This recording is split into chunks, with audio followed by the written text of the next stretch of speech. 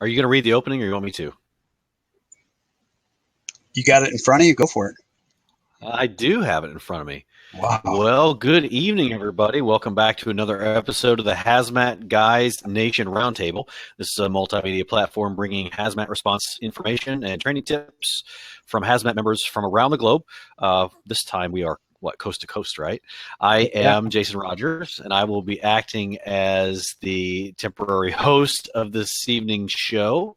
And tonight I am joined by Phil Ambrose, who is on duty, right? So the rest I am. of the cast of usual guys are out on assignment, right? So I think Kosh has got a bunch of stuff going on down in Florida and hiking like the Appalachian Trail or something. And Monaco is stuck in a pit someplace in upstate New York. So how's the weather in California? It's great. It's great. Missed everybody. It's always great. Yeah, I don't think I've been on here for 3 weeks straight. It is 6:15 out here on the West Coast, and it's a tough time with kids and all the rest of that stuff juggling. But glad to be here today, and I think we got actually some good stuff to talk about. Jason's got some good breaking news type firsthand knowledge on a few of the calls that have happened recently, and yeah. I was just given room administrator rights to you too. Cool. So we can go through this. So anybody that as well did join us will be monitoring the chats. And yeah, the weather out here is great. And I actually can't talk about it yet, but I interviewed somebody today that was on a significant call that we've talked about, at least the news stories, who some of the things are unable to be spoken publicly until all the investigations get cleared up, but a very, very interesting hazmat call. And it was learned quite a bit today. I wish I could share it, but I promised not until we kind of clear everything. So what's going on, Jason?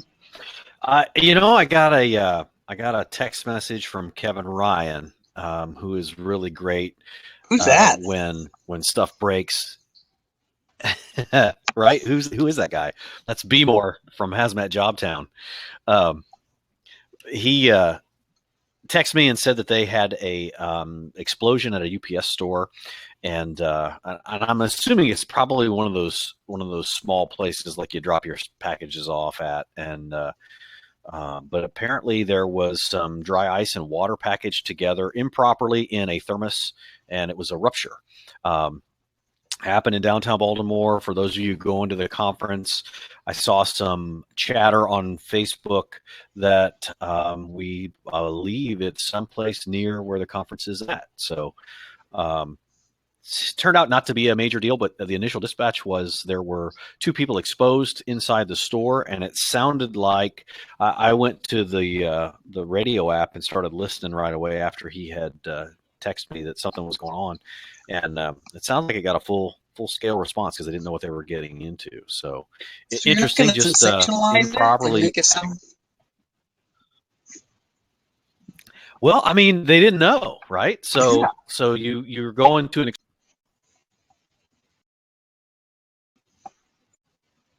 packaging store. It was a box, is what it was described as. A box blew up and 2 people were exposed potentially, but it was unknown. So believe it was some type of lab thermos. So I'm sure that it's UPS, right? So they can track everything, and there's got to be some research. There's got to be some research that they can do real quick, you would think.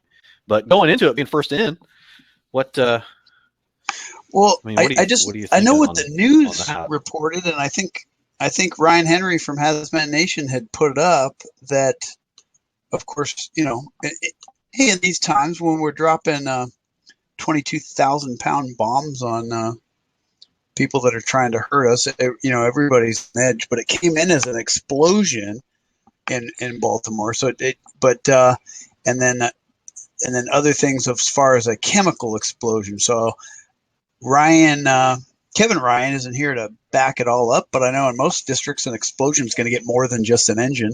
Sometimes a hazmat on the ticket, other times not. And yeah, I think you approach it like any other structure, taking in mind, of course, an explosion. So is it a gas related? Do I have a water supply? Is it nefarious in nature? Is it something I need to look for a secondary device? I imagine if it was just a thermos popping, um, I know most people's dispatch, an explosion could mean a wide variety of things. But if they got there and it was just a thermos, nothing would probably be showing. Then they got to go inside and check it out. And that's and what were they had the hazmat team right there, the Baltimore hazmat. Yeah, I believe so. And I know, like Kevin, I think is like a QRV unit for hazmat too. So I know that they've got they lay pretty heavy on that stuff, kind of all throughout Baltimore. And one thing I don't know about them is whether or not they handle their own bomb squad or if it's law enforcement. I know when Koch is on, sounds like Orlando and some of the other departments there in Florida, the fire department handles the bomb squad. I know in my world out here on the West Coast, I can't think of a fire department that has a bomb squad. Some of the bigger ones might have, bomb skills amongst the arson investigators, but not as a response team. It's usually law enforcement. So, um, yeah. Yeah, same here. We train with those guys. We really actually the biggest thing we do with them is train RIT, so we know how to get them out of their bomb suit, or if they're on air, getting them changed out or deconned or that sort of thing. So we train with those guys, but it's all law enforcement out here. Yeah. So I know for speaking for any incident we have, if it starts to look like anything like a bomb, we back off and let them handle it. And when we do call in the bomb squad, they're not very subtle. Well, meaning if they think a square block needs to be shut down, they'll just park their rig in the busiest intersection in town and divert traffic. And I'm happy to give them the leeway and go at it, because if it's a static situation and we're not talking about people running out of a building that's on fire, let the bomb squad x-ray it and check it. And then where, at least in our experience and what it looked like from the pictures, and I haven't talked to Kevin, is then after that's cleared, it's a matter of taking some samples and seeing if what you could determine what it was. And I did see in the latest news that they had even the person who shipped the package return to the scene, which that's helpful, right? I mean, the return address wasn't Pakistan or anything, so it wasn't like they had somebody they had to track down that they'd never find. I don't know about everybody else in the room. Jason disappeared. There he is. He's back again. I'm back. But I have been told by DEA types I know that UPS and FedEx are, one of the bigger drug dealers in some states, not on purpose, but because they get sent stuff. And I know from working in a university system, every crazy research, from medical grade radiation to research grade radiation and experiments, it all came through DHL, FedEx, and UPS. So there is some peculiar things you can get through the mail. So I'm gonna let all the drugs secret. This goes back to my law enforcement days. First of all, you can buy a UPS uniform on like eBay, and if so, it's standard procedure that UPS drivers are not allowed to have facial hair. So when the guy comes to your house to have you sign for the marijuana that you've ordered or whatever, and he has a goatee, that is probably a undercover law enforcement agent making the delivery. That's how we would do it here. And guys have like long hair and big, bushy stuff, facial hair and that sort of thing. Oh, so, yeah. that's So there's a little drug dealer tip from, and I don't know if that's still the case. I mean, I haven't been a policeman for a long time, so long time. Well, So I don't order but I dope. remember a couple of buses. Yeah, I don't order dope through UPS, but I got to say I don't recall facial hair on any of the UPS drivers that have come to my house. So that's an interesting tidbit. But Yeah, yeah. heck of a So job they sure. have. What else was exciting in the news today? I got some cool videos from you. You know, yeah, we were busy. We had a MC 406 turnover last night about 1 o'clock in the morning, and got the call about 1:15 for Hazmat. It was completely full. I just come from an ethanol plant out here, and was getting ready to ship to gas stations, and turned over. So I don't. The guy got into the median, and it just kind of sucked him in. Now out here we have those. They're like guardrail wires, so it keeps you from crossing the median and going on to incoming traffic. And this thing actually saved him from going into. He was Oh, southbound, kept him from going into the northbound lane. But the slop fills on the 406 were leaking. Two of the four. It was a 8,000 gallon, fully tapped off. The guy had been on the road for like 30 minutes. oh, Um, geez. and I'm gonna put I got some good video of after we put the dome clamps on, and we were able to slow it down, the leak down significantly, in compartment one, but compartment two, we it's still. I mean, we estimated somewhere around 700 gallons was actually spilled. So it's in the median. It's on its side. It is spewing ethanol. It was 55 or 51 degrees when we got the call. So we were looking for kind of the physical properties, and we knew that at we needed to keep any ignition source of 158 degrees or less away from the thing, and we were wanting to make sure that we got any kind of um, offensive work done before it got any warmer. So we got with the local fire department was already on scene. They had done some diking, actually some booming, and we carry preloaded sandbags, like 100 of them, on our box truck, which is our support unit, and a skid of DE.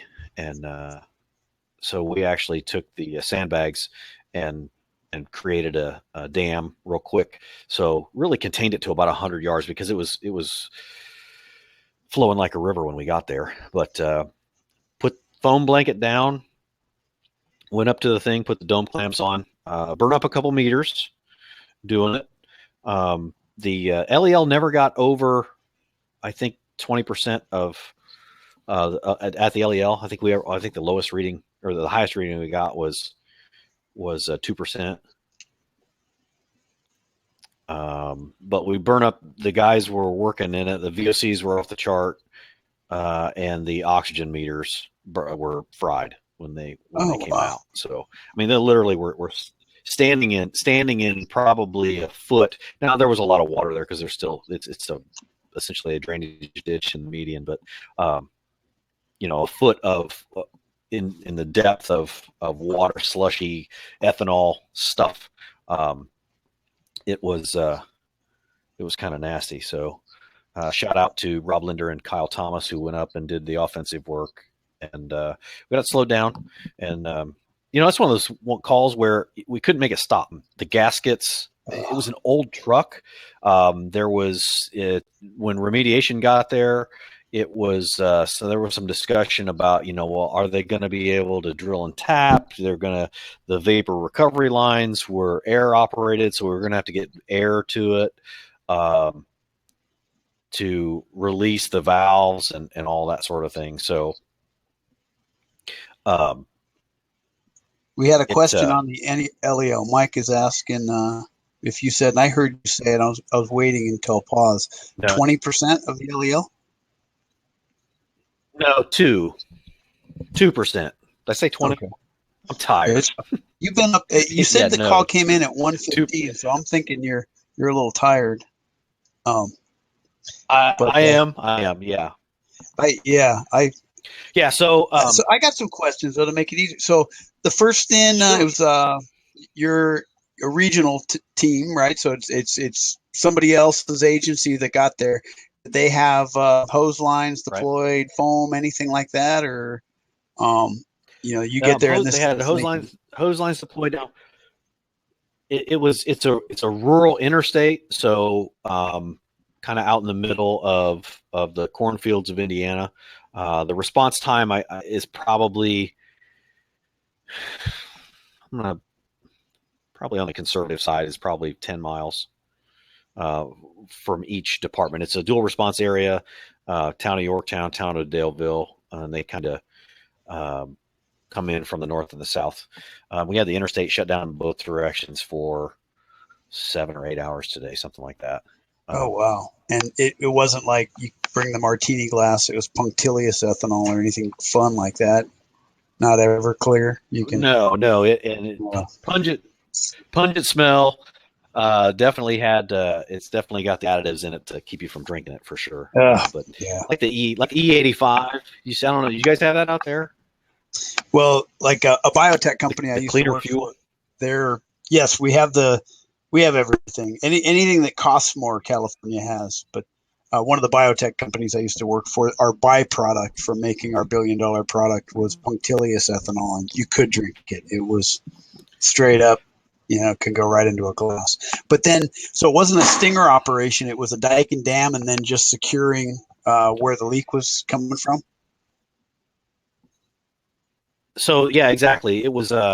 We had discussed it when the remediation company gets there, the wrecker company and IDEM, which is our local environmental state group, kind of came into the hazmat huddle, and we had some discussion over what do you say, saving energy.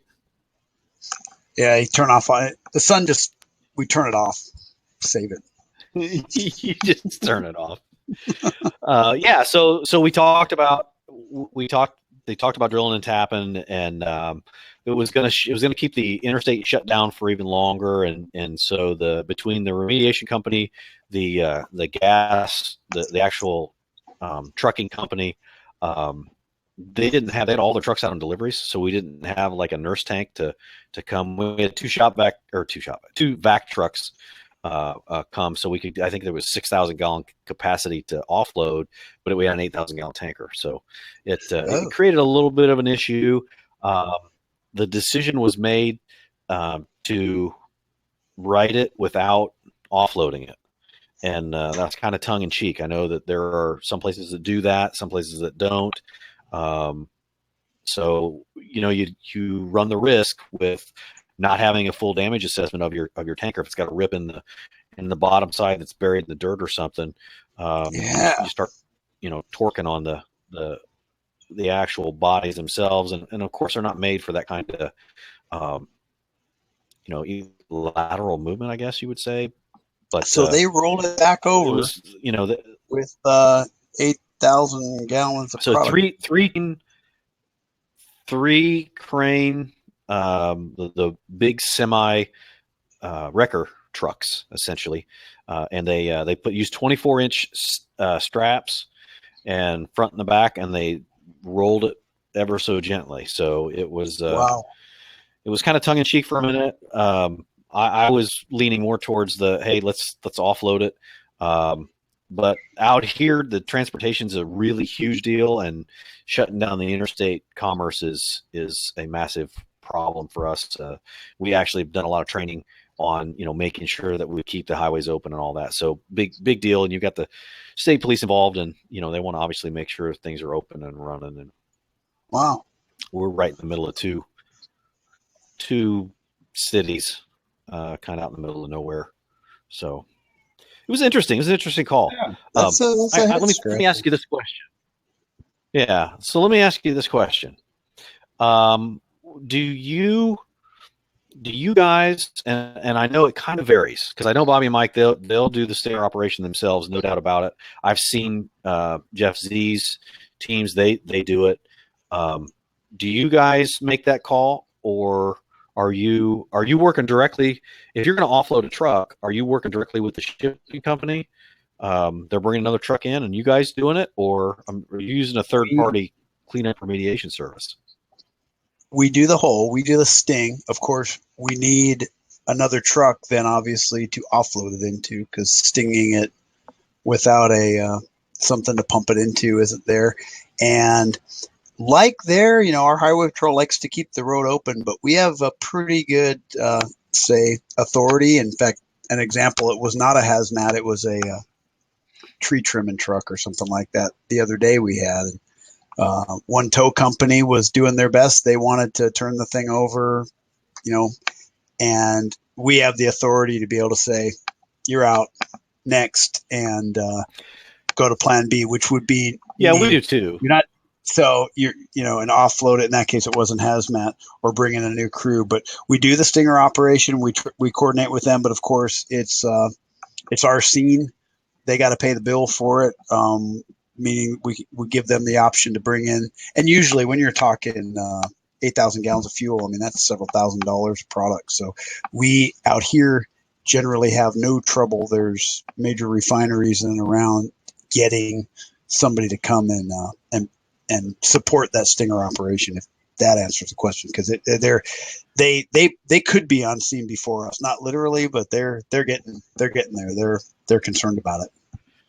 The They catch on closest fire. truck, right? Yeah, the closest truck for us to do an offload was 3 hours away. So from the time the decision was made, what we were going to do, we're going to have to wait another 3 hours, and we didn't get any pressure. We're the same way. I mean, everybody kind of works together, and said, okay, what's the best course of action? So it was. And that's 3 hours. I mean, with traffic, you could have it, but it should be a lot quicker than 3 hours. So that makes sense.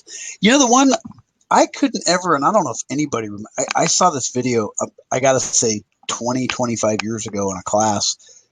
I thought it was Hawaii, and now maybe it was like the Philippines or something, but it was a tanker truck on fire right next to the ocean that they made the decision, foam it, put it out, and then they just had an absolute disaster of fuel in the ocean. And I still can't find the video. I know I saw it.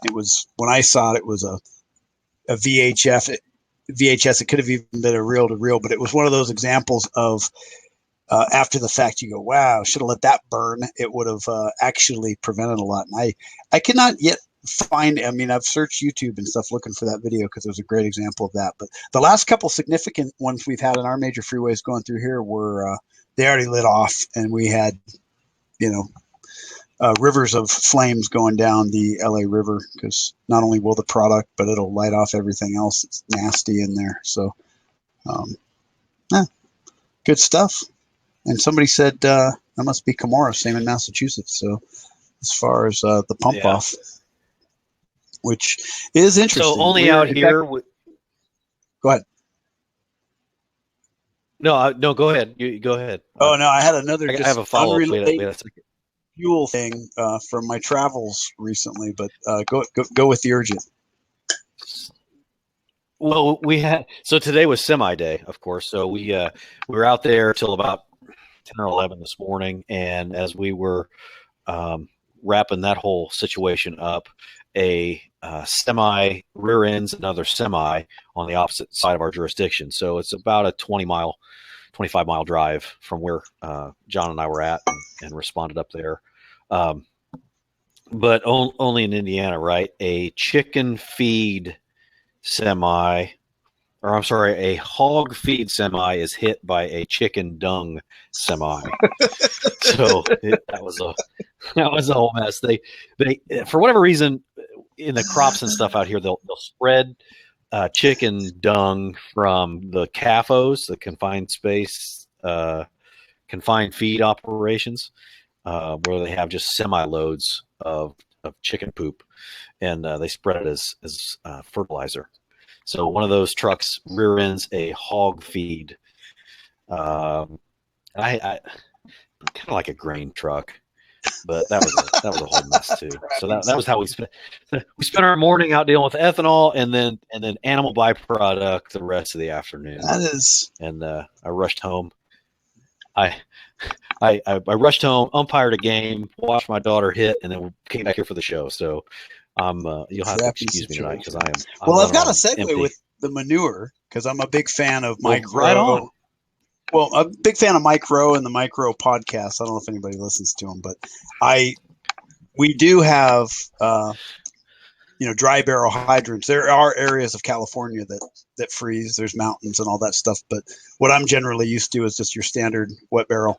But it was about I don't want to give it away because all of his podcasts, they're only like 6 minutes. There's 4 minutes of a cool ad, one of his sponsors, and then 6 minutes. But part of the podcast talk about this guy's job was to shovel horse manure onto fire hydrants back in the late 1800s to keep them from freezing. And I know that fire hydrants have the potential to freeze, and that's why they're made certain ways. But I'd never heard about that, and that was his job, is to shovel the manure up and around the hydrant to keep that thing warm. So your accident could have been more timely in another area.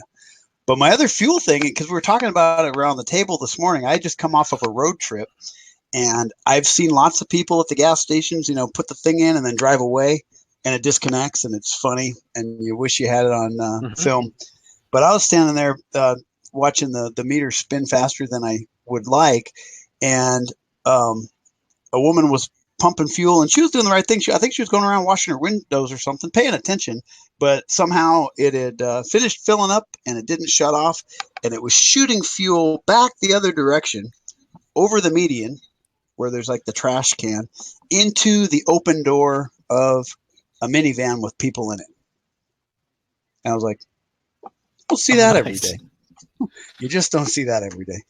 And there was a lot of excited people that said it was going to explode, and a guy panicking wanted to push it out of the way. And I did. I kind of just watched the whole thing because it was leaking all over. And I finally walked up and I said, well, if it was going to light off, it would have already on your muffler there. And no, we got him. Gonna explode. It's like, it's gonna explode. I'm gonna film it. But everybody was okay and had to go decon. But we talked about it this morning at the table, and one of the firefighters on my crew had said he had an experience at a gas station where the nozzle threads into the hose. It was on its last its last thread, and as he was pumping fuel, it came undone, and it did the runaway fire hose thing and sprayed gas, Zoolander style, all over the place. And I know I want my kids to grow up anti-snowflakes, so I've been teaching them how to pump gas. But I have a new respect now that I've seen it's spray all over the place. But those are calls we can get, I'm sure. I don't know if anybody else had that. But what else is happening in the news?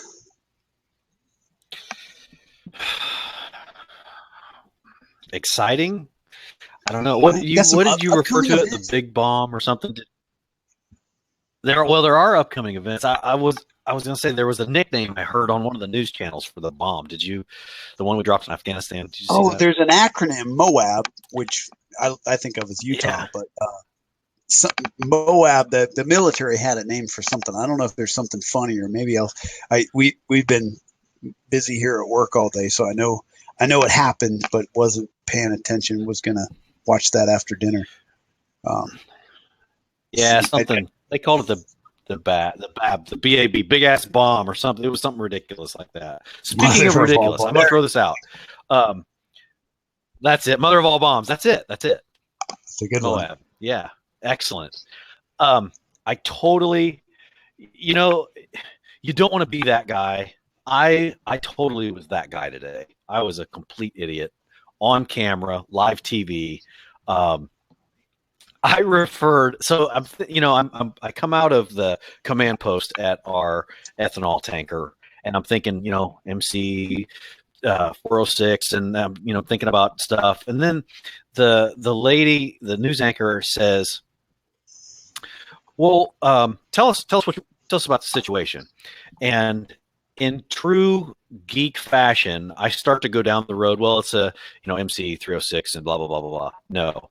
What do I do at 2:00 in the morning? I say it's a gas station fill-up truck, is what I refer to it on live television. So I have been getting text messages and jabs all day, absolutely making fun of myself. I was a complete idiot. I was tired. I was kind of thinking technical, and then now I'm acting as like the PIO. So it yeah, Everybody you can find thinks they it. I'm can be not a giving good it away PIO. because They all think they can be a right, great right. PIO Well, until they got you to know do what? it. It's not easy.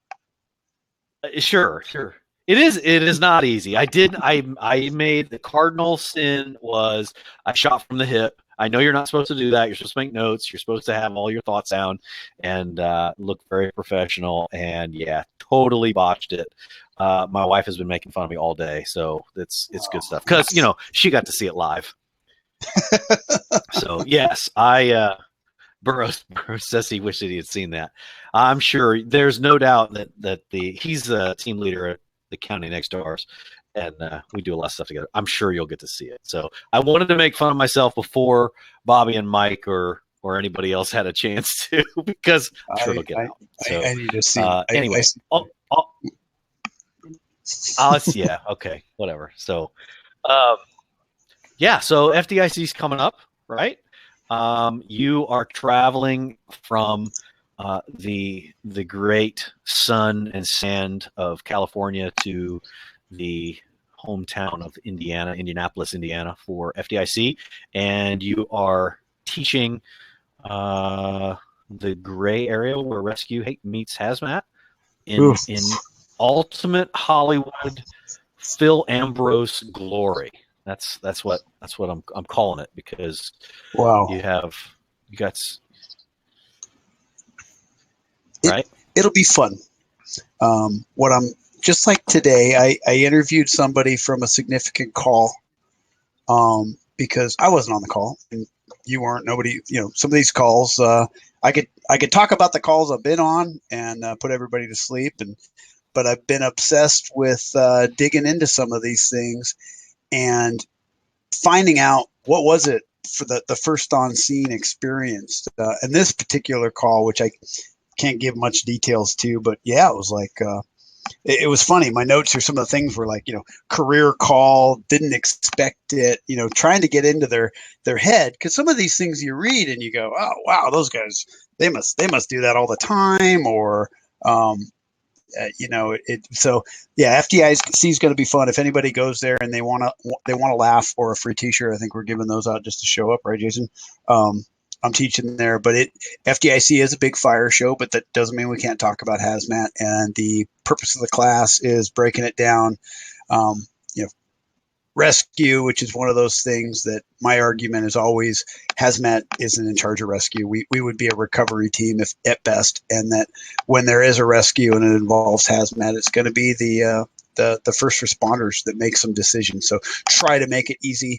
Try to make the decision tree easier, and with the help of Jason too, we have multiple case studies with video, audio, dispatch of real stuff. So we're not just sitting there going, oh yeah, there was this call, but real stuff and real people that responded to them. So kind of excited about that. And then just the whole FDIC experience being there. I mean, it's just it's a great learning event. It's a great party. There's good people. I mean, it's exciting. Everybody's there and excited about it for all their good reasons. So, and then if anybody is going, Tuesday night is the comedy show, which is the Fool's Bash. All that stuff is awesome. But man, the comedy show, I've gone since they started it, and we sponsor it, and it's hilarious. It's a good time, and it's cheap booze, and it's a good time. So I can't say enough about the Firefighter Cancer Support Network's comedy show. So that's going to be FDIC for you. I'll be out in your neck of the woods, and I think the weather will be great. I predict. The weather will be great. It will be very mild while you're here. Yeah, it's going to be. I think we're going to do a couple of things like we talked T-shirts and that sort of stuff. Ryan Henry from Hazmat Nation is coming to Indiana from Louisiana, and for those of you that have never seen Ryan or followed him, he has the mustache of a 40-year-old cat that looks like is laying on his upper lip. Mm-hmm. the big bushy burly. We're gonna do like a T-shirt giveaway where where's Waldo, but we're gonna find where's the stash. Yeah. So make sure that if you don't follow Hazmat Nation's either Instagram, Twitter, Facebook, hit that before FDIC, and we will make sure you get hooked up with some giveaway stuff. There'll be swag opportunities. Yeah, this is going to be fun. We've got some new stuff. And the podcast, Bobby and Mike have some outstanding stuff. That podcast mug it's indestructible. I mean, now that I say that, I might break it, but I've dropped the thing. It's like it's made out of steel. Very much so.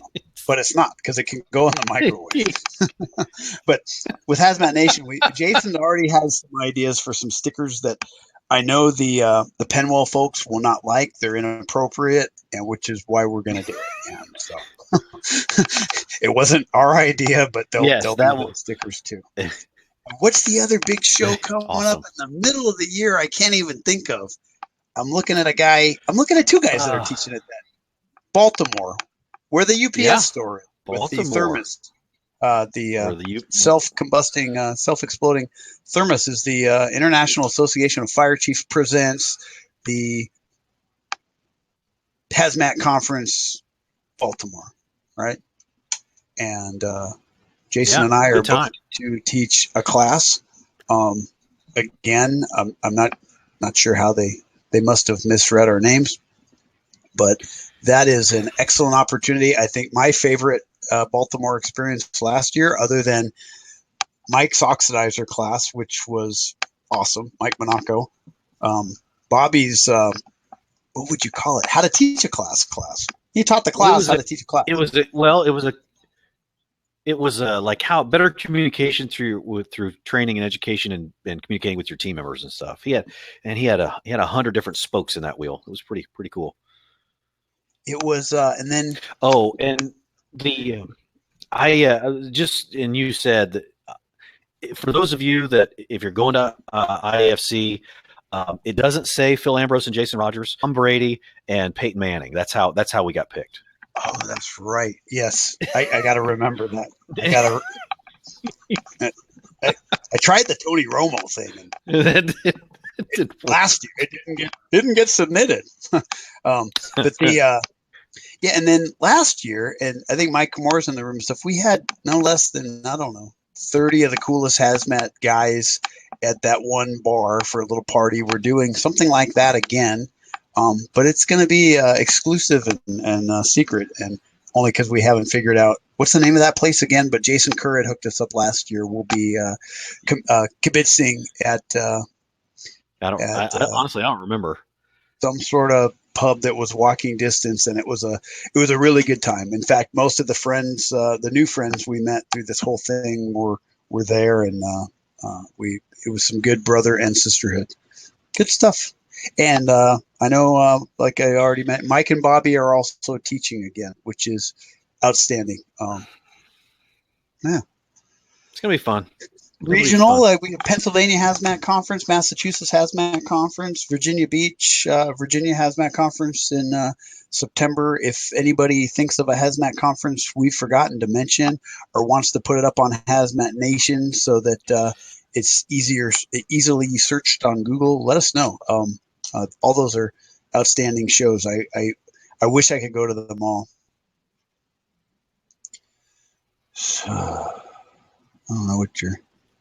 All right. Well, I think that that wraps up another episode of the Hazmat Guys Nation Roundtable. Please be sure and follow us on Facebook, Hazmat Nation, the Hazmat Guys podcast. Definitely download all of those. You can find me at Jason at hazmatnation.com. If you got any content you'd like to write an article, you just want to put your picture on the internet, send me an email and we will hook you up. And how about you, Phil? Where can the world reach the famous Phil Ambrose? Hiding under the desk in whatever room they assign me. No, that's going to be fun. I'm very excited to just. In fact, we're doing.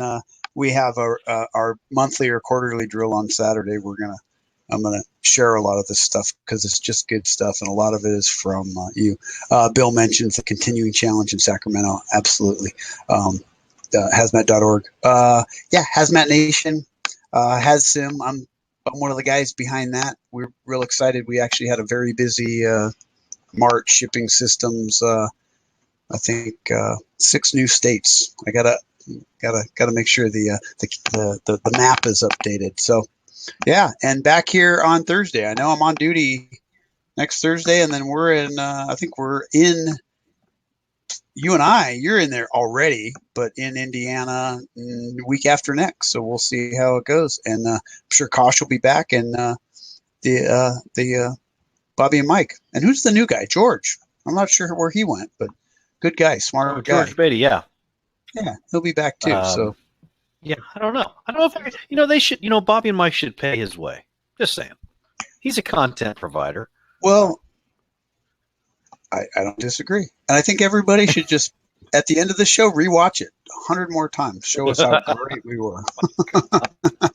But I'm glad we were able to discuss that. Anybody has something they don't like about it and wants to complain, send it to us an email, and we'll be able to make something out of it. Appreciate everybody showing up. All right. We will see everybody next week. All right. How do we close? Can you close?